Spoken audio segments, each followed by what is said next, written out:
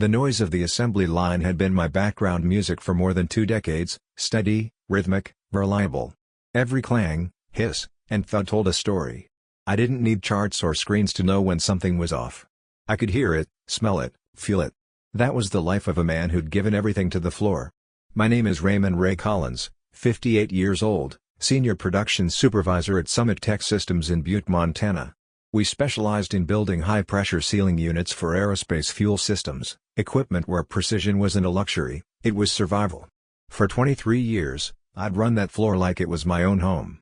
And then, one gray morning in March, I was called into a conference room I'd only been in twice before, once for a safety award, and once to sign off on a new benefits plan that never really benefited anyone.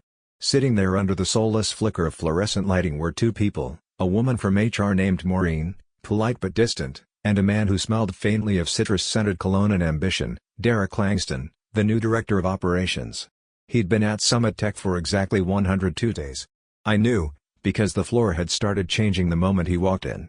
"Ray," Maureen began, sliding a beige folder across the polished table, "Summit Tech is restructuring.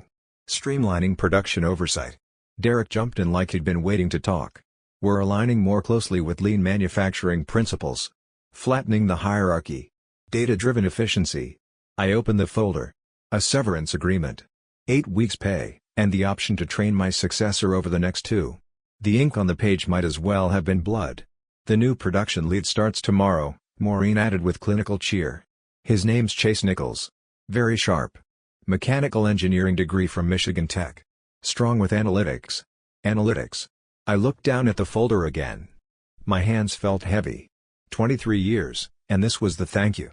A package deal and a pat on the back. I closed the folder and said nothing. Just stared at the wood grain of the table, tracing a small scar near the edge, probably from someone slamming a mug down too hard after their own meeting like this.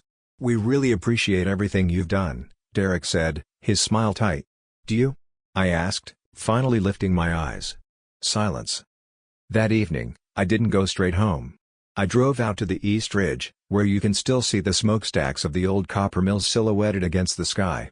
My old man worked there until the late '80s, until automation and out-of-state ownership gutted the town. He used to say, "A man ain't worth what he says, he's worth what he leaves behind." I thought about that as I looked out at the quiet land, wind pressing against the truck windows. I built something at Summit Tech. Not just a record of safety, 1,947 days without a lost-time accident, but a culture. I built a crew that knew how to listen to machines like they were breathing things. That knew you grease the rotary sleeve every 3rd cycle, not because the manual said so, but because you felt the change in the vibration when you didn't. Now I had 2 weeks to hand it all over to a fresh-faced kid with fancy shoes and a tablet. A kid who'd never pulled a jammed coupler with a hand wrench during a blackout. When I got home, I called Marcus Brennan, a welder who'd retired the year before. "They're cutting me loose," I said. "Bastards," Marcus replied. "You gonna raise hell?" "No. But I'm not going to disappear, either." I first walked into Summit Tech when I was 35, with a baby girl at home and a wife who still believed we had time to chase our dreams. That job meant heat in the winter, health insurance that covered braces, and a future that didn't feel like a coin toss. The first few years, I kept my head down. Ran 3rd shift. Took notes. Learned. Then came promotions: line lead, team lead, supervisor. After old Del Harris retired, I took over the whole floor.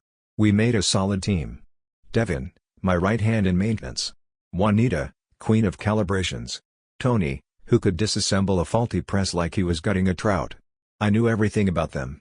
Their kids' names, their birthdays, the days they weren't saying anything but needed someone to ask anyway. And the machines? I knew those better than most people I've ever met. I could tell when the pressure valve on line 3 was 2 clicks too tight just by the change in pitch. My wife, Elena, said I lived more at the plant than at home. She wasn't wrong. She left 7 years ago, moved down to Albuquerque with our daughter, Miranda. I couldn't blame her. I'd fallen in love with the hum of hydraulic lines and the smell of hot steel. That floor raised me. Derek Langston came in talking about modernizing legacy processes. He held floor meetings where he'd throw around terms like vertical integration and operational redundancies. He cut maintenance budgets, reduced inventory buffers, extended service intervals, and started timing tasks to the second. At first, I tried to work with him. Suggested ways to balance speed with safety. He called my approach antiquated. Then came the hiring of junior supervisors with no floor experience. One asked me if we could cut inspection time by doing batch checks instead of daily walkthroughs. Another questioned if we really needed to log every manual override. That's when I started documenting everything. I kept digital logs, printed backups, photos of leaks, emails requesting parts, rejected budget approvals. I didn't know what I was building. Not yet. But something in my gut told me the foundation was starting to crack. Then Chase arrived. The kid looked like he stepped out of an ad for office furniture. Nice enough, polite, but too confident for someone who'd never stripped and reassembled a piston actuator in a storm blackout. "I've reviewed the flowcharts," he said on his first day, "and I think we can improve throughput by optimizing cycle times." I handed him a hard hat, ear protection, and steel-toed boots. "How about we start with walking the line," I replied. Charts later. For the next 2 weeks, I gave him everything I could: protocols, schedules, the logic behind our systems. I introduced him to every shift lead and reminded him that people, not numbers, made a floor work. But I could tell it wasn't sticking. He asked questions about metrics, not mechanics. Forgot that Luis needed to leave 10 minutes early for dialysis on Fridays. Forgot that Milo always double-checked the coolant lines because of a near miss 2 years ago. He was building a system without a soul. And I knew exactly where that road would lead. I handed Chase the last stack of operating protocols on a rainy Thursday morning. He'd been there 10 days and still walked like he was worried he'd scuff his loafers. To his credit, he tried to look interested. But his questions told the truth. "Ray, do we really need to inspect every filter before the morning cycle?" "Yes. But the manual only." "Kid," I interrupted, gently but firmly, "the manual was written in an office by someone who's never seen a coolant spill tear through line 4 at full pressure. We run it because I wrote the update after that happened." He paused. Nodded. Wrote something on his tablet. I never saw him glance at that note again. By the end of week 2, it was clear, Chase could recite throughput numbers like a politician on the campaign trail, but he didn't understand people. He never asked if Devin was okay after his wife's chemo started. He didn't notice that Juanita worked slower on Mondays because her mom had moved in and needed full-time care. And when Tony's old shoulder injury acted up in the cold, Chase just wrote down his reduced output as an efficiency flag. That Friday, after clocking out, I sent a group text to a few trusted souls. "Meet me behind the loading bay. 5:30. No names in text. Just be there."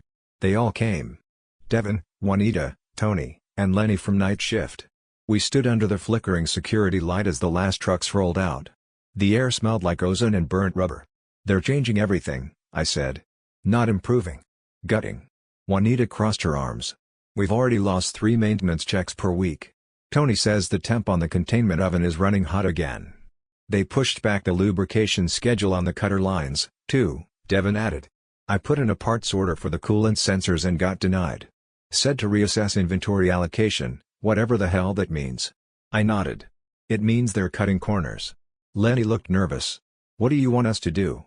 We speak up and we're out the door." "Don't speak up," I said. "Not yet. But keep records. Every incident. Every time you're told to skip a step or delay an order. Take pictures, write it down, date it, store it off-site." Tony frowned. "Why? So we can have a nice file to cry over when this place goes up in smoke?" "No," I said. "So we can stop it before that happens." I handed each of them an index card with a number written on it. My personal phone. I hadn't given that to anyone since the divorce. "If anything serious happens," I said, "don't call management. Call me." The next Monday, Chase officially took over my role. He moved into my old desk, which he immediately cleaned off like it was a crime scene. Took down the black and white photo of the original shift crew from '03. Tossed the oil-stained floor layout I'd marked up over the years. He replaced them with a laptop, a framed quote about innovation, and a Bluetooth speaker that quietly played ambient jazz. I stood at the edge of the floor for a few minutes, holding my locker box. "You good, Ray?" Devin asked, wiping grease off his hands as he walked by. I nodded. Just watching the sun set on 23 years of doing it right. The following week, things began to fray. The press line tripped twice in a day, something it hadn't done in over a year. Juanita said Chase had cut preheat time on the compression tank to save energy. A valve leak on line 2 went unrepaired for 4 days. Management told the shift lead to monitor and contain. Devin rigged a temporary solution and documented the whole thing with photos. Then came the missed part order for the auto clamp tensioner. It failed mid-cycle. No one was hurt, but the jam cost the company 6 hours and a rush shipment to replace an order for a client in Texas. Devin called me that night. Chase blamed it on Tony. Said he didn't clear the alignment protocol. I gritted my teeth. Tony wrote the alignment protocol. Doesn't matter. Paper trail says otherwise. Tony's got a write-up in his file now. It was beginning. They were shifting blame, dodging accountability, and setting up the veterans to take the fall for the system's decay. So I got to work. I spent my mornings scouring public maintenance codes, OSHA regulation updates, and company policy memos from the past 5 years, most of which I'd saved. My afternoons were spent cataloging everything the team sent me. Photos, internal emails, voicemail transcripts, photos of reports, even screenshots of Chase's Slack messages. I built a timeline, every cut corner and its consequence. Every rejected part order. Every time someone was told to push through it. It read like a slow-motion disaster film. Then came the meeting in the executive suite. Not mine, I wasn't there, but I heard about it. Devin texted me from the loading dock. Chase pitched eliminating 2 techs from second shift. Said we're overstaffed for volume. I didn't reply right away. I just stared at the message, sitting at my kitchen table in silence. This wasn't just about them ignoring maintenance. This was about removing the very people who held the place together. The next day, I got a call from Juanita. He asked if we could skip daily diagnostics on the heat exchanger, she said, her voice low and tight. Said the weekly reports were enough. Tell him you'll think about it, I said. And then do the diagnostics anyway. And document everything. On day 24 post-exit, I received a manila envelope in my mailbox. No return address. Inside were internal performance assessments, marked confidential, showing a clear effort to reduce workforce hours by 20% over 3 months, regardless of production load. One line read, veteran staff harder to retrain, less adaptable to digital processes.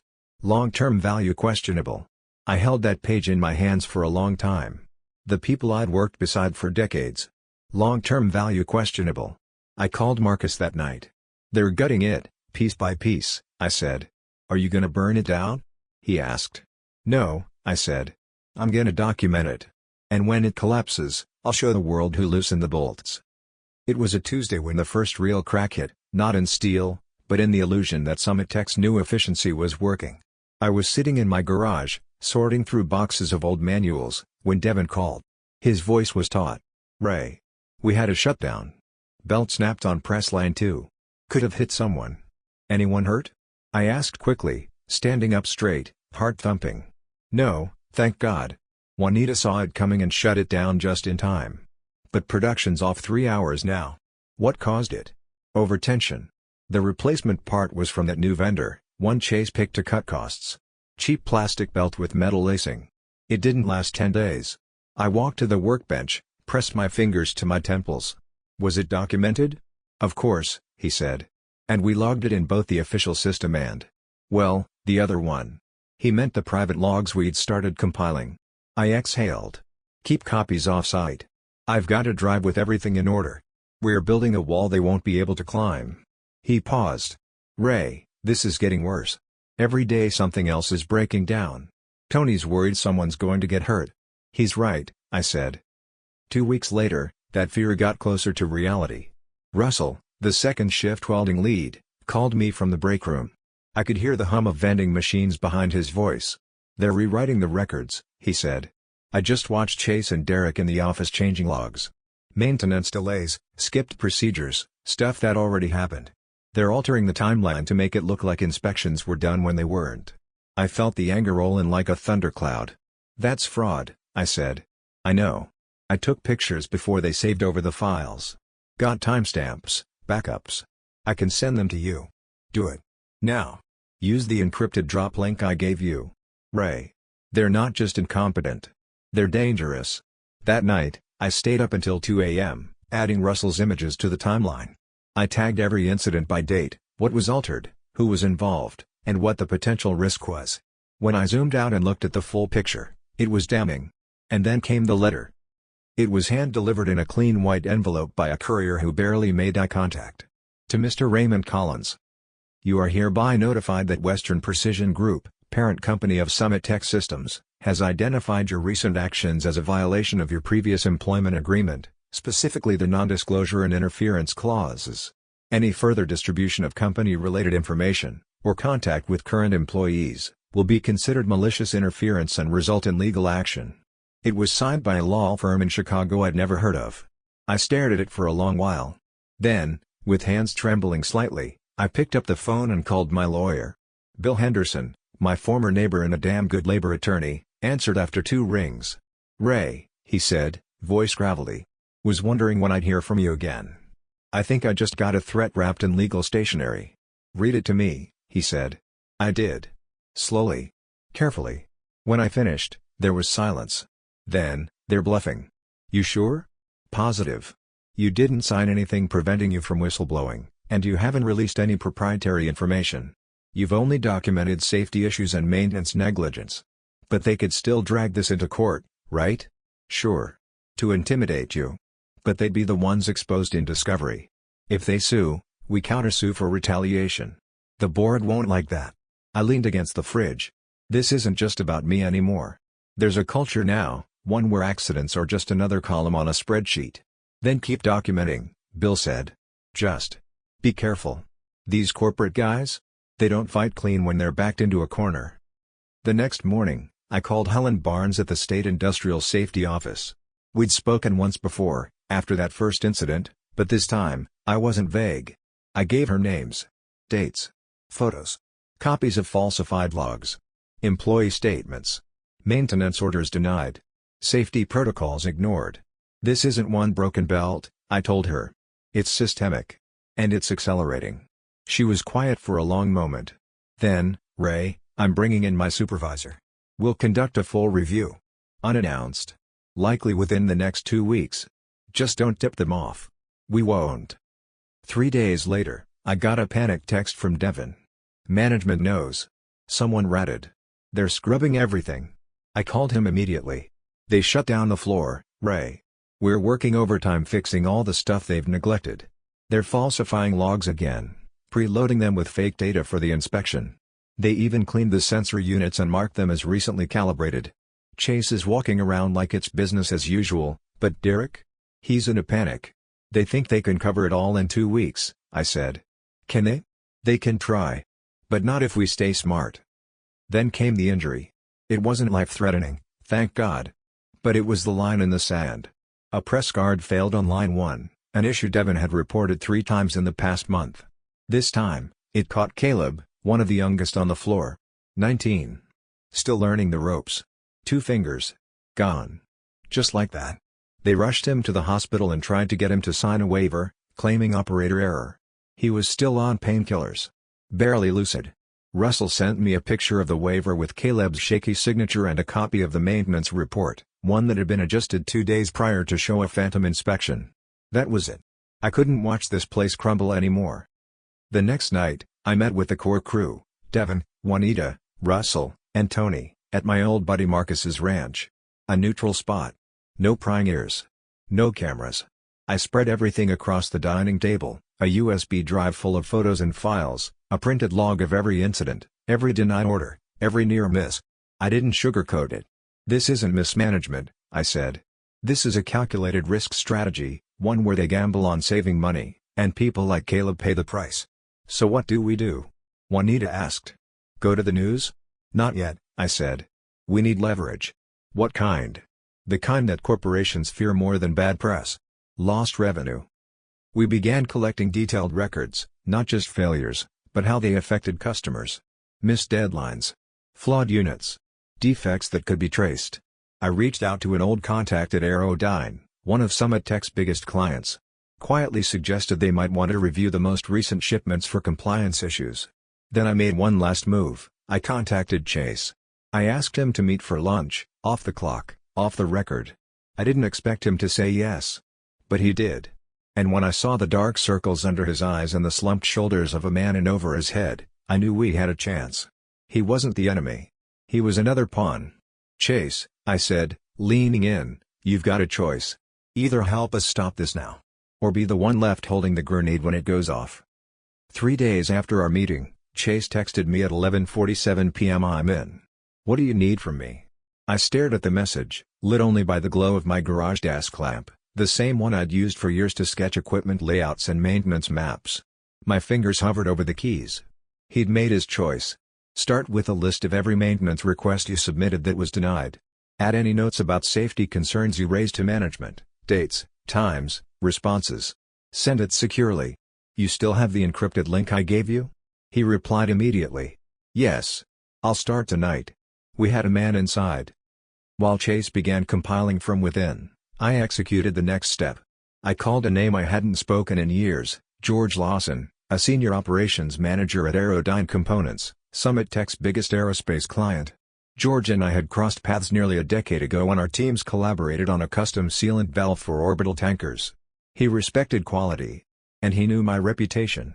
We met at a little roadside diner 20 minutes outside town. Neutral ground. Coffee was weak, but the pie was passable. Ray Collins, George said, shaking my hand. Heard you retired. Let's call it forced graduation, I said with a smirk. We sat, and I laid it all out, carefully, without violating trade secrets. Just enough to raise alarms. These are pressure seals from your last 2 shipments, I said, sliding photos across the table. You'll see warping, minor but measurable. Those passed inspection under the new regime. I flagged those same issues 2 years ago as rejectable. George narrowed his eyes. And you're saying this is systemic? They cut maintenance, changed vendors, rushed production, and silenced anyone who raised concerns. If these flaws fail in your systems, that's your liability. Not theirs. He leaned back. You're asking me to what, pull orders? No, I said. I'm asking you to audit. Quietly. Just check. If everything's fine, I'll vanish. If not, I tapped the folder. You'll know what to do. George didn't respond right away. But the tightness in his jaw told me he understood. Next, I reached back out to Helen Barnes at the State Industrial Safety Office. This time, I didn't speak vaguely about concerns or inconsistencies. I gave her the full dossier, time-stamped documentation, falsified maintenance logs, photos of deteriorating machinery, and most damning of all, internal emails from Chase showing direct instructions from Derek and corporate to delay critical part replacements. Helen's voice dropped half an octave. This is substantial, Ray. They'll scrub it again if you give them warning. We won't. But I need to bring my supervisor in. Possibly the Attorney General's office. Do what you need to, I said. But protect the people still in there. They're walking a tightrope every day. The final move was risky. I asked Chase to set a lunch with Derek. An off-site meal, informal. And then I showed up instead. He didn't recognize me immediately. He was halfway through a bite of his grilled salmon when he looked up and froze. Mr. Collins, he said flatly. I slid into the booth across from him. Hope you don't mind. Chase had something come up. You arranged this? I did. His eyes narrowed. You're harassing employees. Spreading misinformation. You're going to get sued. I smiled. I got a letter already. Pretty envelope. No legal merit. You think you can just... I don't think, Derek. I know. I know about the internal memos. The pressure to cut costs at the expense of safety. The maintenance deferments. The falsified logs. He set his fork down, his face a picture of measured corporate composure. You can't prove any of that. I slid a thumb drive across the table. I already have. He didn't touch it. But his pupils flicked. Just enough to tell me he knew it was real. In about 5 days, I continued, Aerodyne's auditors will arrive. So will the State Safety Board. They'll be inspecting everything. And this, I tapped the drive, will be sent to your board of directors, your parent company, and the Labor Bureau. With signatures. Witnesses. Dates. He said nothing. You have 2 options, Derek, I said, standing. Fix what's broken. Or be the face of what fails. I walked out before he could answer. The trigger came sooner than I expected. 2 days later, press line 1, the heartbeat of the floor, failed catastrophically. No one was injured. But the entire plant went down. Orders stalled. Overtime kicked in. Panic spread.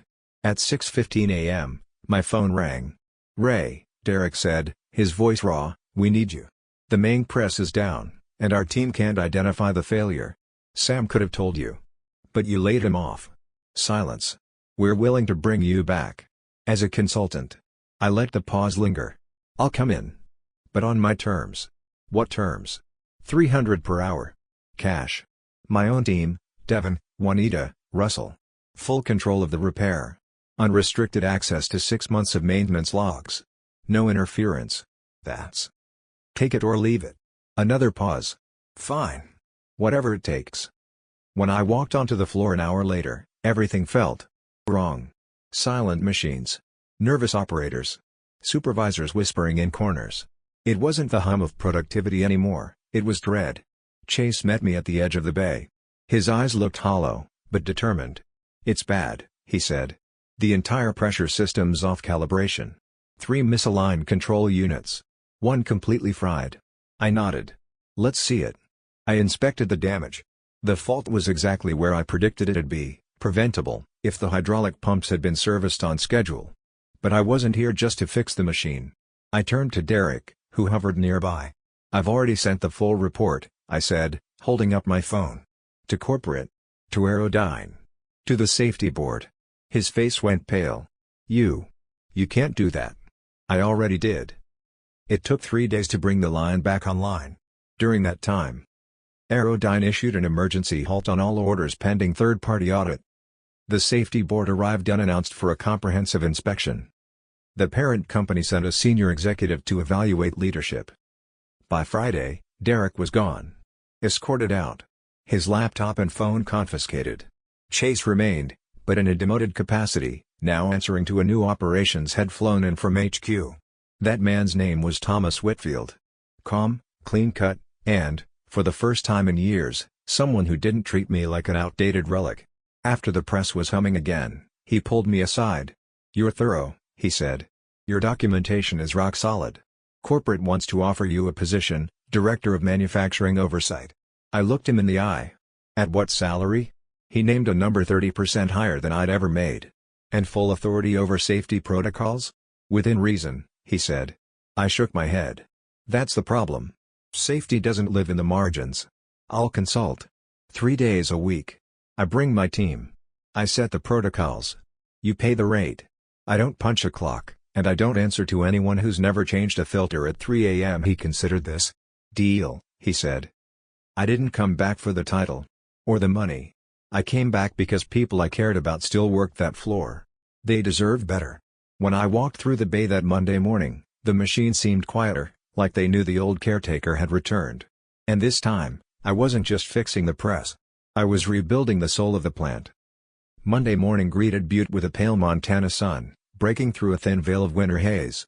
I parked my truck in the same spot I had for 23 years, Space 47, next to the dented yellow pole the company never repainted. The chill in the air felt familiar, biting but alive. I wasn't clocking in. Not officially. My badge was replaced with a visitor's pass, but everyone on the floor knew I wasn't there for a tour. I was there because the system needed its mechanic back. When I stepped into the factory, I felt a shift in the air. It wasn't just relief. It was reverence. Operators stood a little straighter. Heads turned. Tony gave me a nod from the welding line. Juanita smiled behind her safety goggles. Devin walked out from under a control box and said, "They've been waiting for you." It felt like home again, but home with cracks that needed sealing. We didn't waste time. The first thing I did was assemble my team: Devin, Juanita, Russell, and a few others who'd stayed quiet but vigilant during the chaos. I set up shop in the old inspection room, which was currently being used to store out-of-service monitors and unused training posters. Within hours, we'd converted it into a temporary operations hub. Chase stopped by, hands in his pockets, looking smaller than usual. "I appreciate what you did," he said. I nodded. "You stood up when it counted. That's more than most. I'll stay out of your way." "No," I said, "you'll stay close. You're going to learn how to run a floor the right way. The way that keeps people alive." He blinked but didn't argue. Maybe this experience had finally stripped away the spreadsheet confidence. Maybe now, he was ready to listen. The days were long. We combed through every maintenance log. Every piece of equipment got a full audit. I rewrote inspection protocols, reinstated safety routines, and doubled the frequency of high-pressure system checks. For every one thing the previous management had gutted, I rebuilt two. Some fought it. One junior manager grumbled about overkill. "I'd rather lose time than lose fingers," I told him, my voice flat. "If that's a problem, you're welcome to leave." He didn't say another word. By the second week, the floor was running smoother. Not just mechanically, but culturally. Russell organized a lunch for the third shift team. Juanita started mentoring 2 new techs on the calibration systems. Even Tony, who'd all but withdrawn during the worst of it, started cracking jokes again. We were healing, not because of new rules, but because the soul of the place was being restored. I wasn't doing it alone. I didn't want to.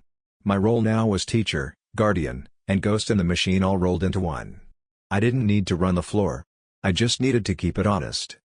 One afternoon, Thomas Whitfield, the new director from corporate, invited me into his office. Clean desk. No screensaver quotes. "Ray," he said, folding his hands, "the board has reviewed the audit results. They're impressed. We haven't seen this level of efficiency and compliance in years." "Glad to hear it," I said. "We'd still like to bring you on full-time. No clock. No suit. Just official authority." I shook my head. "Appreciate it, but no. I meant it. I'll consult. I'll train. But I'm not stepping back into the machine." He exhaled, then smiled. "Fair enough. You've earned that." He paused, then added, "We're rolling out your protocols to 3 more facilities this year." I raised an eyebrow. "You sure the others will go for it?" "They will," he said. "Because after what happened here, the board knows it's not just about numbers anymore." One night, I got a call from George Lawson at Aerodyne. "Ray," he said, "audit came back clean.